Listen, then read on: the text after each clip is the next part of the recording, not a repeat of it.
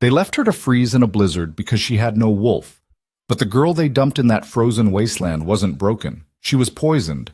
And when the most feared alpha in the Northern Territories found her dying in the snow, everything her pack believed about weakness was about to be shattered. This is the story of Lyria Hale, the wolf they tried to erase, and the queen they created by mistake. If you're watching from Chicago, Miami, Houston, or anywhere else tonight, drop your city in the comments below and smash that like button. You're going to want to see how this ends. Trust me, no one saw this coming. The Iron Ridge Pack Hall smelled like pine smoke and old blood. Lyria Hale stood in the center of the ceremonial circle, her bare feet cold against the stone floor, while 200 wolves watched her with eyes that gleamed like cut glass in the firelight.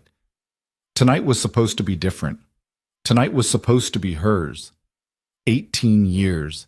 18 years of waiting, of enduring whispers and sideways glances, of being the only child in the pack whose wolf had never surfaced. But the elders had promised her parents before they died, promised her foster family, promised her that some wolves were just late bloomers, that her wolf would come when the time was right. Tonight was the full moon of her 18th birthday. If there was ever a right time, this was it. Lyria Hale! Alpha Declan Voss's voice cut through the hall like a blade through silk. He stood on the raised platform at the far end of the room, his massive frame backlit by the roaring hearth behind him. He'd taken the Alpha title only 6 months ago after his father's sudden death, and he ruled Iron Ridge with an iron fist that matched the pack's name. Step forward. Lyria obeyed, her heart hammering so hard she thought it might crack her ribs. The ceremonial robe they'd given her, thin white linen that did nothing against the February cold seeping through the stone walls, whispered against her legs as she walked. She could feel every eye on her, judging, waiting. Please, she thought desperately, sending the prayer to whatever force governed the wolves inside them all. Please let tonight be the night.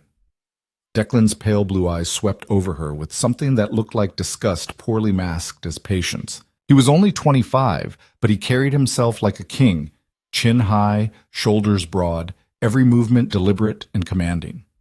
The pack loved him for his strength. Lyria had once admired it too. You stand before your pack, Declan announced, his voice carrying to every corner of the hall. On the night the moon calls to the wolf within.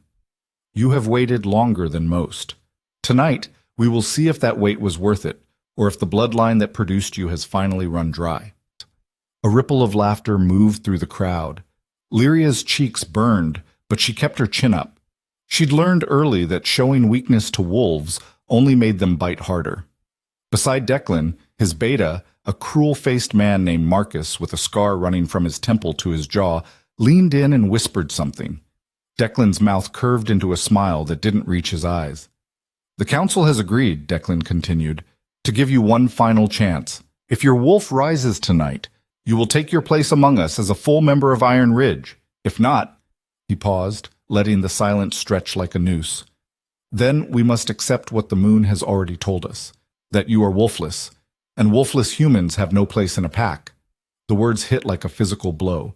Lyria's breath caught in her throat. That's not pack law, she said, and her voice came out stronger than she felt. My parents were both wolves. I have every right. Your parents are dead, Marcus interrupted, his tone flat and final.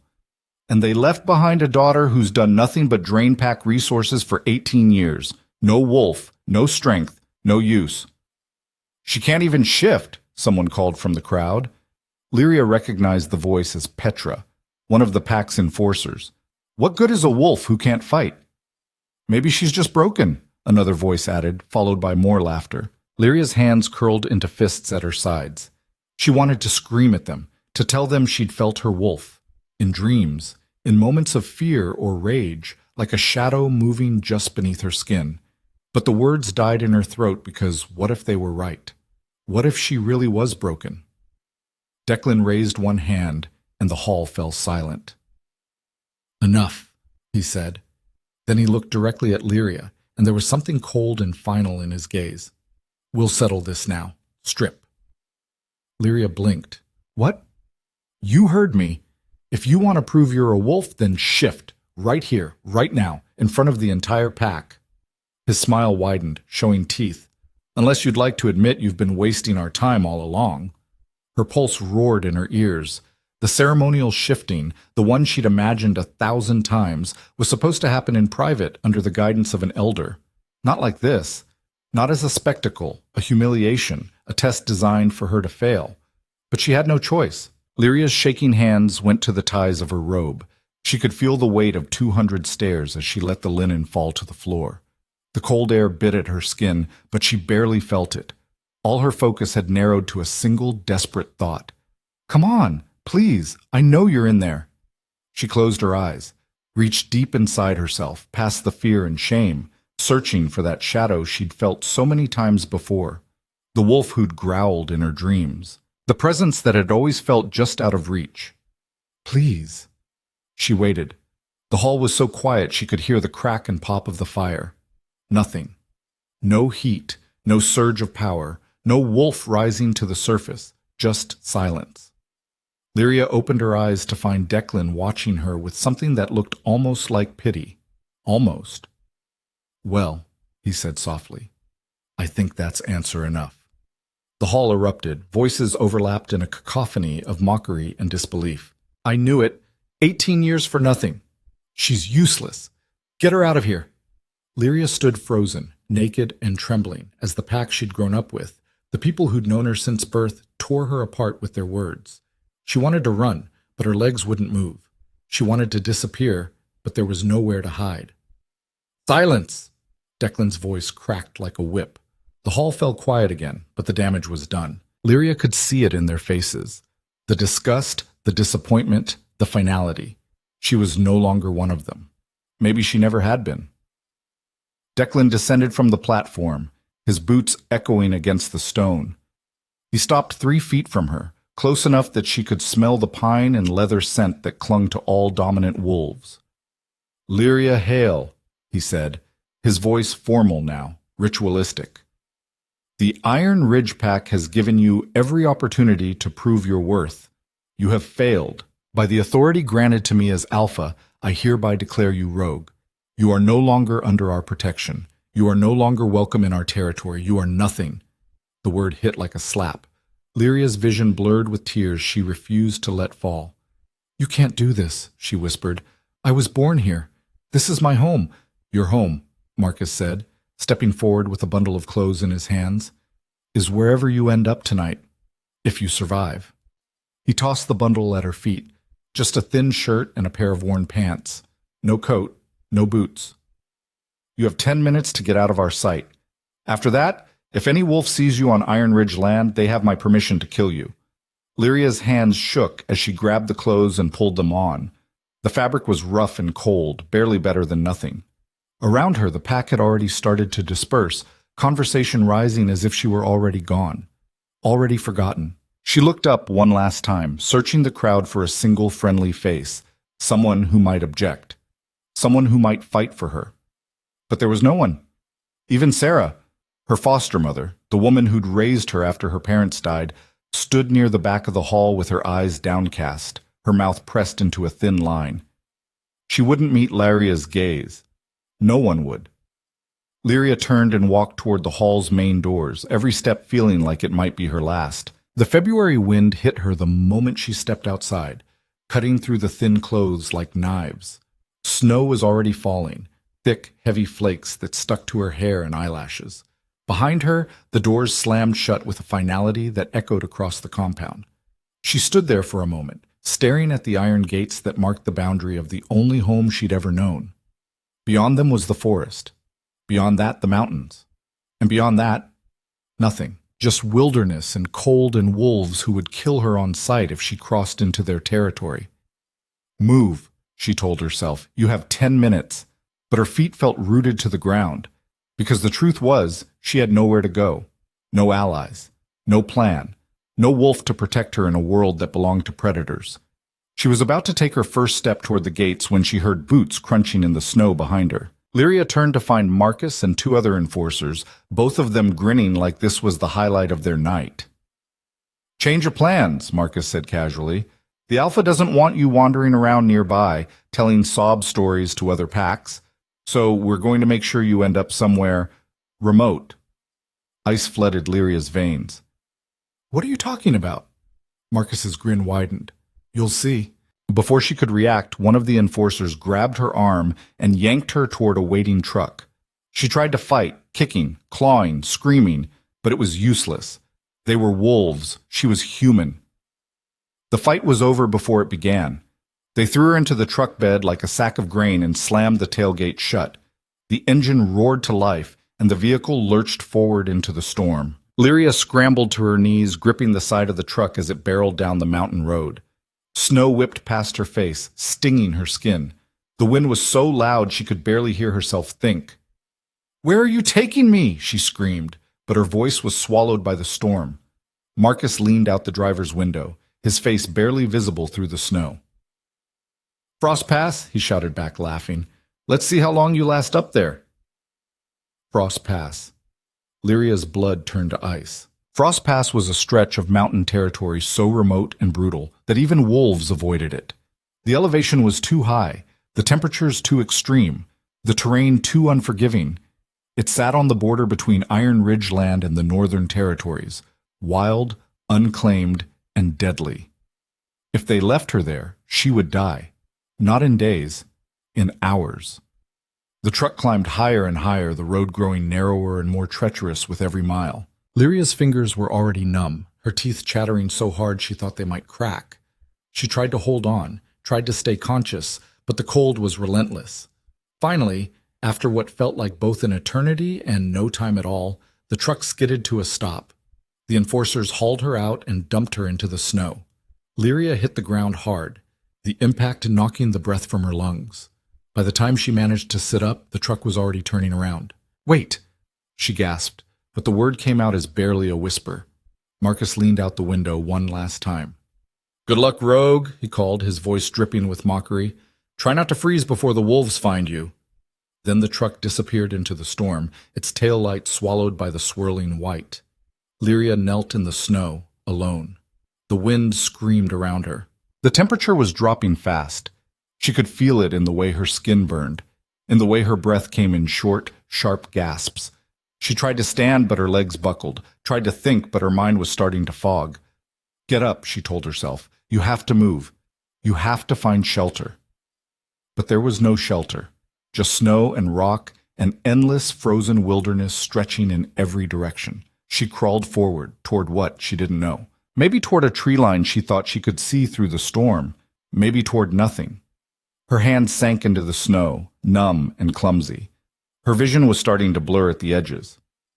"This is how I die," she thought distantly. Alone, forgotten, worthless. Her arms gave out, and she collapsed face first into the snow. The cold didn't feel so bad anymore. It almost felt warm. Lyria's eyes drifted closed. Somewhere far away she thought she heard something, a sound that didn't belong to the storm, deep and rumbling, like a growl or a voice. But it was probably just her imagination. Everything was going dark now. And then, nothing. Riven Thorn had lived for 32 years and ruled the Northern Territories for the last 10. In that time, he'd fought wars, crushed rebellions, and survived more assassination attempts than he cared to count. He was not a man or a wolf, easily surprised. But the scent that suddenly cut through the blizzard stopped him cold. Riven stood on a rocky outcropping halfway up the Frost Pass, his massive black wolf form barely visible against the storm. He'd been running a border patrol, something he insisted on doing himself despite his beta's protests, when the wind shifted, and brought with it the unmistakable scent of blood. Human blood. His wolf growled low in his chest, hackles rising. Humans didn't come to Frost Pass. It was too remote, too dangerous. The only humans who ever crossed into Northern Territory were either very brave or very stupid, or dying. Riven shifted mid-stride, his wolf form melting away to leave a man standing in the snow. He was tall, well over 6 feet, with broad shoulders and a presence that commanded attention even in the middle of a raging storm. His dark hair was dusted with snow, his gray eyes sharp and calculating as he scanned the landscape. The scent was stronger now, close. He moved toward it, his boots crunching through the deep snow. The wind howled around him, but he barely felt it. Wolves ran hot, especially alphas. The cold was an annoyance, not a threat. He followed the scent into a small grove of pine trees, their branches heavy with snow. And there, half buried beneath the largest tree, was a girl. Riven's wolf surged forward, a snarl building in his throat. She was young, maybe 18 or 19, with long dark hair matted with ice and skin so pale it was almost blue. She wore nothing but a thin shirt and pants, both soaked through and frozen stiff. Her eyes were closed, her lips parted slightly, her chest barely moving. She was dying. Riven knelt beside her, his hand hovering over her shoulder. The moment his fingers brushed her skin, his entire world shifted. Heat exploded through his chest. His wolf roared to life, louder and more violent than it had ever been, clawing at the inside of his mind with a single, undeniable truth. Mate. Riven jerked back like he'd been burned. No, that wasn't possible. He'd spent years searching for his mate, had traveled across every territory, met with every pack, attended every gathering. He'd started to believe she didn't exist, that the moon had decided he was meant to rule alone. And now she was here, dying in the snow? His wolf didn't care about the logistics. It only cared about one thing, saving her. Riven scooped her into his arms, and the bond snapped into place like a lock clicking shut. She was freezing, her body temperature dangerously low, her pulse thread and weak. If he didn't get her warm now, she wouldn't survive the night. He shifted again, his wolf form bursting forth with more speed than usual, fueled by desperation. With the girl cradled carefully in his jaws, he took off down the mountain at a dead run. His fortress was 10 miles south. Under normal circumstances, it would take an hour. Tonight, he made it in 20 minutes. The guards at the gate barely had time to register his approach before he was past them, racing through the courtyard and into the main lodge. He shifted back mid-stride, kicking open the door to the medical wing with enough force to crack the frame. "Doctor!" His voice thundered through the building. Dr. Iris Callan appeared in the hallway within seconds, her silver hair pulled back in a tight bun, her sharp eyes already assessing the situation. She was the best healer in the Northern Territories, a wolf with decades of experience and a no-nonsense attitude that Riven respected. She took one look at the girl in his arms, and her expression darkened. "Bring her in, now!" Riven carried her into the examination room and laid her on the table. Iris was already moving, her hands flying over the girl's body, checking her pulse, her temperature, her breathing. "Severe hypothermia," Iris muttered. "Frostbite on her fingers and toes. Possible internal bleeding. How long was she out there?" "I don't know," Riven said, his voice rough. "I found her in Frost Pass." Iris's head snapped up. "Frost Pass? What the hell was she doing up there?" "That's what I intend to find out." Riven's hands curled into fists. "Can you save her?" Iris didn't answer right away. She was too focused on cutting away the girl's frozen clothes, wrapping her in heated blankets, inserting an IV. Finally, after what felt like an eternity, she looked up. "Maybe," she said, "but it's going to be close." Riven's wolf growled, a sound that rumbled deep in his chest. "She doesn't get to die." Iris raised an eyebrow. "And why is that?" Riven met her gaze, and for the first time in 10 years, he let someone see past the mask of control he always wore. "Because she's mine." Understanding dawned in Iris's eyes. Her expression softened, just slightly. "Your mate?" "Yes." Iris nodded slowly. Then she turned back to the girl on the table, her movements becoming even more focused, more deliberate. "Then I'll do everything I can," she said quietly. "But, Riven, you need to prepare yourself. Even if she survives the hypothermia, there's something else." Riven's blood ran cold. "What?" Iris gestured to a tray of vials she'd just filled with the girl's blood. "I ran a basic panel while you were standing there brooding. Her blood work is wrong. There's a toxin in her system, something I've never seen before. It's suppressing her wolf." Riven stared at her. "What are you talking about?" "She's not human," Iris said. "She's a wolf. Or she's supposed to be. But someone's been poisoning her, for years based on the concentration levels. Whoever did this didn't just want to weaken her. They wanted to erase her wolf entirely." Rage, white-hot and all-consuming, flooded through Riven's veins. His wolf snarled, demanding blood, demanding justice for the girl lying broken and unconscious on the table. Someone had tried to kill his mate. And when he found out who, they were going to beg for death. "Can you fix it?" he asked, his voice deadly calm. "I can try," Iris said. "But detoxing her is going to be brutal. If her wolf has been suppressed this long, forcing it to surface could kill her. And if we don't?" Iris met his gaze. "Then she'll live as a human, weak, vulnerable, never knowing what she was meant to be." Riven looked down at the girl, his mate, and felt something crack open in his chest. She was small, fragile, but beneath the bruises and the frost, he could see the echo of something stronger, something fierce. She deserved to know what she was. "Do it," he said. "Whatever it takes. Bring her wolf back." Iris nodded. "Then we start tonight." Riven pulled up a chair beside the table and sat down, his eyes never leaving the girl's face. He didn't know her name, didn't know where she'd come from or who had hurt her, but he knew one thing with absolute certainty.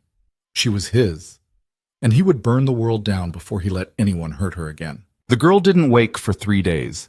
Riven spent every hour of those 72 hours in that medical room, watching the slow rise and fall of her chest, listening to the machines that beeped and hummed around her like mechanical guardians. Iris had done everything she could, warmed her core temperature back to normal, treated the frostbite, pumped her full of antibiotics and fluids. But the girl remained unconscious, her body locked in some internal battle that Riven couldn't see or fight for her. It was driving him insane. His beta, Cade Brennan, had tried 3 times to drag him out of the medical wing. Each time, Riven had threatened to break his jaw if he didn't leave immediately.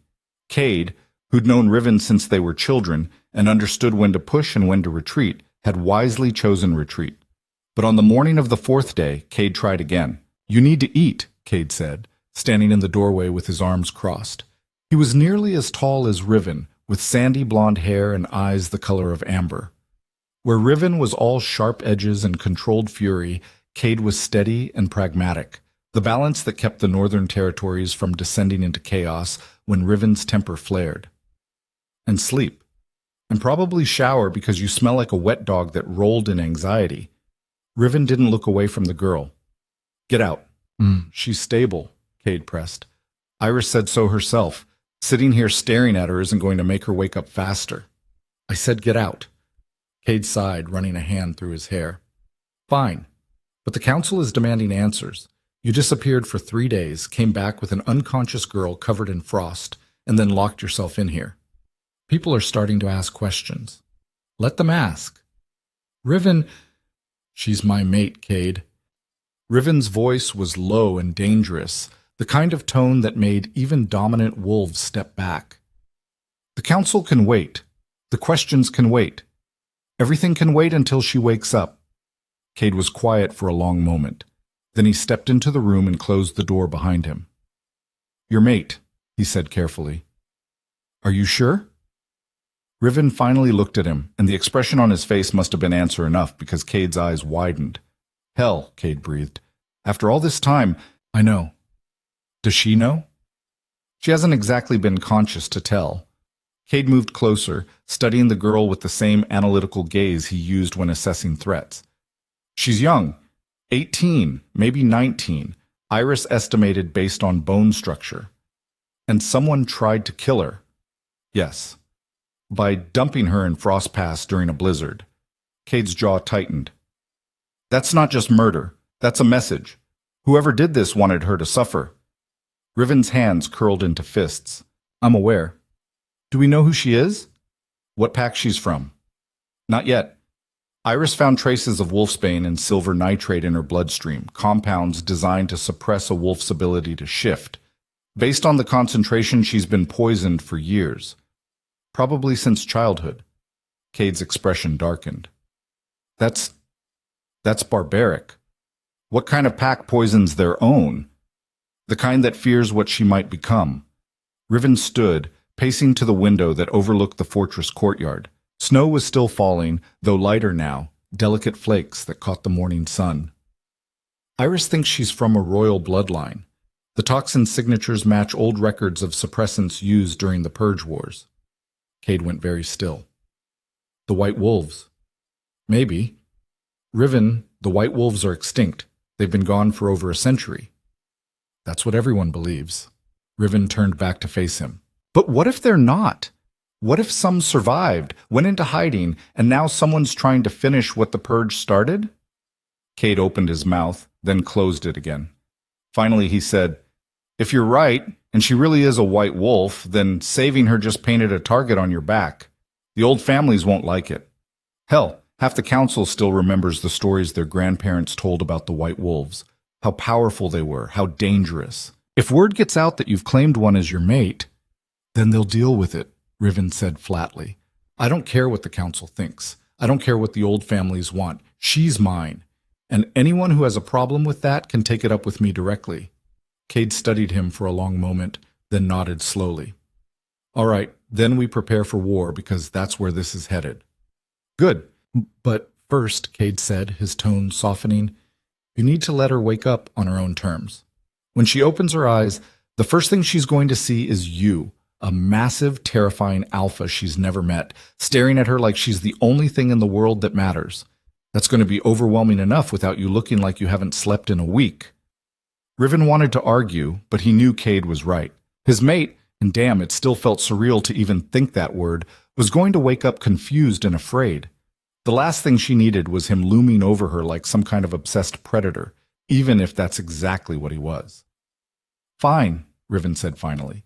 "I'll go clean up, but if she wakes while I'm gone, I'll come get you immediately," Cade promised. "You have my word." Riven nodded, taking one last look at the girl before forcing himself to leave the room. He made it halfway down the hall before his wolf started clawing at him to go back. It took everything he had to keep walking. Lyria woke to the smell of cedar and smoke. Her eyes opened slowly, her vision blurry and unfocused. For a moment she couldn't remember where she was or how she'd gotten there. Everything felt wrong, the softness beneath her, the warmth surrounding her, the absence of pain that should have been there. She blinked, and the world came into focus. She was in a bed, a large, comfortable bed with thick blankets and pillows that smelled faintly of pine. The room around her was spacious and unfamiliar. Stone walls, a fireplace crackling in the corner, tall windows that let in pale winter sunlight. This wasn't Iron Ridge. This wasn't anywhere she recognized. Panic shot through her chest. Lyria tried to sit up, but her body protested. Muscles weak and trembling, her head spinning with dizziness. She managed to prop herself up on her elbows, breathing hard, her heart racing. "Easy." A calm female voice came from somewhere to her left. "You're safe. Just breathe." Lyria's head snapped toward the voice. A woman stood near the fireplace, older, maybe in her 60s, with silver hair and sharp, intelligent eyes. She wore simple clothes and radiated the kind of quiet authority that came from decades of knowing exactly who you were. "Who are you?" Lyria's voice came out rough and cracked, like she hadn't used it in days. "Dr. Iris Callan," the woman said, moving closer. "I'm the one who's been keeping you alive for the past 3 days." 3 days. Lyria's mind reeled. The last thing she remembered was the snow, the cold, the certainty that she was going to die alone in that frozen wasteland. "Where am I?" she asked. "Northridge Fortress," Iris said, "the seat of power for the Northern Territories. You're in the medical wing." Northern Territories. That was at least 100 miles from Iron Ridge. How had she... "How did I get here?" Iris pulled up a chair beside the bed and sat down, her movements deliberate and measured. "The High Alpha found you in Frost Pass during a blizzard. You were minutes from freezing to death. He brought you here." The High Alpha. Lyria's breath caught. Everyone in the wolf world knew about the High Alpha of the North, Riven Thorn, the most feared and powerful alpha in living memory. He ruled over a dozen packs, commanded an army of wolves, and had a reputation for crushing anyone who challenged his authority with ruthless efficiency. And he'd saved her? "Why?" Lyria whispered. "Why would he do that?" Iris's expression was unreadable. "That's a question you'll have to ask him yourself. But right now we need to talk about your condition." Lyria's stomach twisted. "What do you mean?" Iris leaned forward, her eyes sharp and assessing. "How long have you believed you were wolfless?" The question hit like a slap. Lyria's hands curled into the blankets. I don't have a wolf. I've never shifted, not once in 18 years." That's because someone didn't want you to, Iris said bluntly. You're not wolfless, Lyria. You never were. You were poisoned. The word hung in the air like a blade. What? Wolfsbane and silver nitrate, Iris continued, her tone clinical but not unkind, mixed into a compound designed to suppress your wolf. Based on the concentration levels in your blood, you've been ingesting this toxin for years, probably since you were a child. Lyria's world tilted. That's not possible. I would have known, not if it was given to you in small doses, hidden in your food, your water, your medicine. Iris's gaze was steady. Tell me, did you ever feel your wolf, even faintly? Lyria's throat tightened. In dreams, she admitted quietly. And sometimes when I was angry or scared, I'd feel something, like a shadow under my skin, but it never came out. I thought I was just imagining it. You weren't imagining anything, Iris said. Your wolf was there. She's always been there. Someone just made sure you couldn't reach her. Rage, hot and sudden, flooded through Lyria's chest. Who? Who would do that? That's what we're trying to figure out. But whoever it was, they didn't just want to suppress your wolf. They wanted to erase her completely, which tells me they were afraid of what you might become. Lyria shook her head, her hands trembling. I don't understand. I'm nobody. Just a wolfless girl from a small pack. Why would anyone be afraid of me? Iris was quiet for a moment, her expression thoughtful. Then she said, Do you know anything about your bloodline, your parents? They died when I was 6, Lyria said. A rogue attack. That's what the pack told me. And you believed them? Lyria hesitated. I never had a reason not to. Iris stood and walked to a table near the window. She picked up a vial filled with dark red liquid. Lyria's blood, she realized with a jolt, and held it up to the light. This, Iris said, is not the blood of a common wolf. The markers in your DNA suggest a royal lineage, old blood, powerful blood, the kind that hasn't been seen in over a century. Lyria's heart was pounding so hard she thought it might break through her ribs. What are you saying? Iris turned to face her, and for the first time there was something almost like awe in her expression. I think you're a white wolf, Lyria. The words didn't make sense. Lyria had heard the stories, of course. Everyone had. The white wolves were legends, mythical creatures said to be stronger, faster, and more powerful than any other wolf. They'd ruled the Northern Territory centuries ago before they were hunted to extinction during the Purge Wars. They were extinct. That's impossible, Lyria said, her voice barely a whisper. Is it?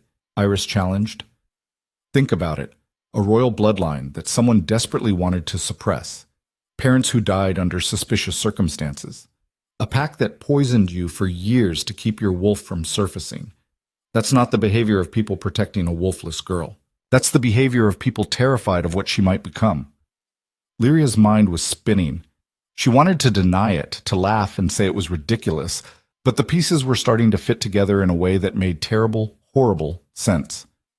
If what you're saying is true, she said slowly, then Iron Ridge knew. They knew what I was, and they tried to kill me anyway. Not just Iron Ridge, Iris said. Whoever orchestrated this has been planning it for years. Your parents' deaths, the poisoning, the exile, it's all connected. Someone wanted to make sure the white wolves stayed extinct. Rage and grief and betrayal crashed over Lyria in waves. She thought of Sarah, her foster mother, who'd raised her with false kindness while feeding her poison. She thought of Declan, who'd exiled her with a smile on his face. She thought of every wolf who'd mocked her, pitied her, told her she was worthless. They'd known, all of them, and they'd let her believe she was broken. I want them to pay, Lyria said, her voice shaking with fury. I want every single one of them to pay for what they did. Good, a deep voice said from the doorway. So do I. Lyria's head snapped toward the sound. A man stood in the threshold, tall and broad-shouldered, with dark hair and eyes the color of storm clouds. He radiated power in a way that made the air itself seem heavier, and when his gaze locked onto hers, Lyria felt something inside her chest shift. Her wolf, silent and dormant for 18 years, suddenly surged to life, and she screamed, not out loud, inside, a howl that echoed through her mind, desperate and furious and awake. Lyria gasped, clutching at her chest, her vision going white at the edges. It felt like something was tearing through her, trying to claw its way to the surface. "What's happening?" she choked out. Iris was at her side in an instant, her hands firm on Lyria's shoulders. "Your wolf is recognizing her mate." "Her what?" But before Iris could answer, the man moved. He crossed the room in 3 long strides and dropped to his knees beside the bed, his hands hovering just above Lyria's arms like he was afraid to touch her. "Breathe," he said, his voice low and commanding. "Just breathe. I know it hurts, but you have to stay calm." Lyria looked at him, really looked, and felt the bond snap into place like a physical thing, invisible threads wrapping around her heart, pulling her toward the stranger with a force she couldn't fight. "You," she breathed. "You're Riven Thorn," he said, "High Alpha of the Northern Territories, and your mate." The word should have terrified her, should have sent her scrambling away from him, demanding answers, rejecting the bond that she didn't ask for and didn't want. But all Lyria felt was a bone-deep certainty that he was telling the truth, and the strangest, most overwhelming sense of relief, because for the first time in her entire life, she wasn't alone. "I don't understand," she whispered. Riven's expression softened, just slightly. "I know. And I'll explain everything. But first, we need to deal with the toxin in your system. Your wolf is trying to surface, but the poison is still suppressing her. If we don't flush it out soon, the conflict could tear you apart." "How do we do that?" "Detox," Iris said grimly. "It's going to be brutal, painful. There's a chance your body won't survive the process.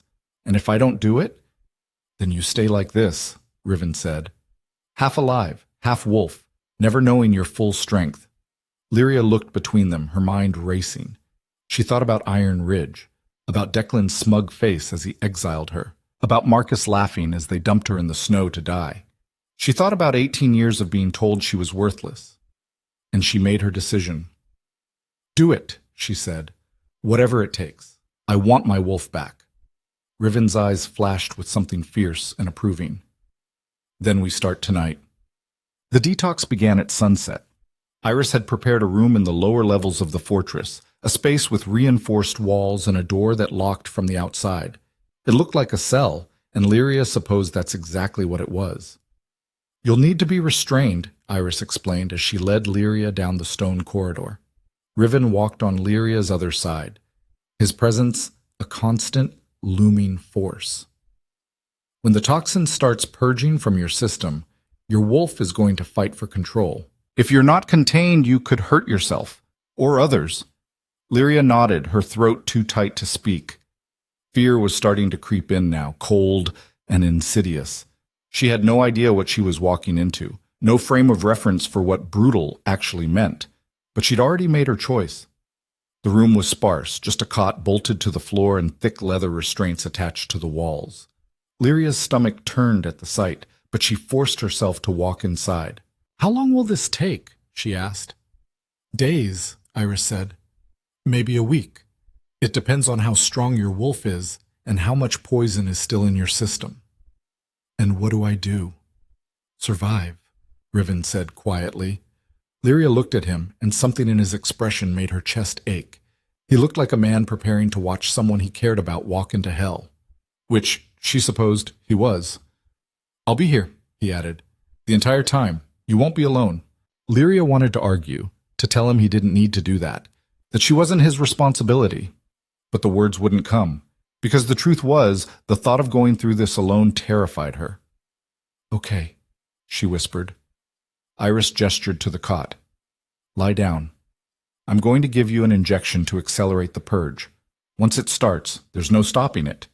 Lyria obeyed, her hands shaking as she lay back against the thin mattress. Iris secured the restraints around her wrists and ankles, tight enough to hold, but not tight enough to cut off circulation. "Last chance to change your mind," Iris said, holding up a syringe filled with amber liquid. Lyria met Riven's gaze. He was standing near the door, his arms crossed, his jaw tight. But his eyes, those storm-gray eyes, were steady and unwavering. She could do this. She would do this. "Do it," Lyria said. Iris injected the serum into her arm. For a moment, nothing happened. Then the pain hit. It started in her chest, a burning, twisting agony that felt like her ribs were cracking open from the inside. Lyria screamed, her back arching off the cot, her hands pulling against the restraints hard enough to make the leather creak. "It's starting," Iris said, her voice clinical and distant. "Her body is fighting the poison." The burning spread down her arms, into her legs, up her spine. It felt like her blood was boiling, like every nerve ending in her body was on fire. Lyria thrashed, gasping for air, her vision going red at the edges. And then she felt it. Her wolf. Not a shadow anymore, not a whisper, a roar. Her wolf surged forward, clawing at the walls of the prison that had held her for 18 years. Lyria could feel her, wild and furious and desperate to be free. But the poison was still there, still holding her back, still trying to smother her. The two forces collided inside Lyria's chest, and she screamed. "Hold her down!" Iris shouted. Riven was there in an instant, his hands on her shoulders, his weight pressing her into the cot. His touch should have made it worse, but instead, it was the only thing keeping her grounded. "I've got you," he said, his voice cutting through the pain. "I'm right here. You're not alone." Lyria's eyes snapped open, locking onto his. Sweat poured down her face, her entire body trembling with the effort of staying conscious. "It hurts," she gasped. "I know." "I can't." "Yes, you can." His grip tightened. "You're stronger than this, stronger than the poison, stronger than the people who tried to break you. So fight." And Lyria did. She fought through the pain, through the fear, through the voice in her head that screamed at her to give up. She focused on Riven's voice, on the steady rhythm of his breathing, on the bond between them that thrummed like a heartbeat. Hours passed, maybe days. Time lost all meaning. But slowly, agonizingly slowly, the burning started to fade, and her wolf started to win. By the 7th day, Lyria's screams had stopped. That should have been a relief. Instead, it terrified everyone in the fortress.